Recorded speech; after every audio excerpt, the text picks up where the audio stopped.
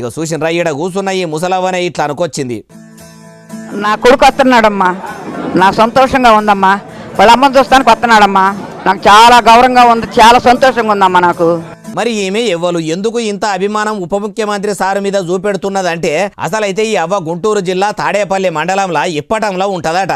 అప్పట్లో Janasena party meeting పెట్టుకుంటే ఆ మీటింగ్ కు జాగలు ఇచ్చిండ్రని జనసేన కార్యకర్తలను అప్పటి పంక పార్టీ రిక్కలు పుట్ట గులగొట్టినాయట. అందుకే అప్పుడు ఆ ఊరు పర్యటించిన పవనాల సారు అధికారంలోకి రాగానే మీకు ఇల్లు కట్టించే జిమ్మెదారి నాది అని అప్పట్లో ఈ అవ్వకు మాటిచ్చిపోయిండట. అన్నట్టే డిప్యూటీ సీఎం అయినాక ఇండ్లు కట్టిస్తే వాళ్ళు ఇట్లా స్వాగతం పలికితే వచ్చిండట.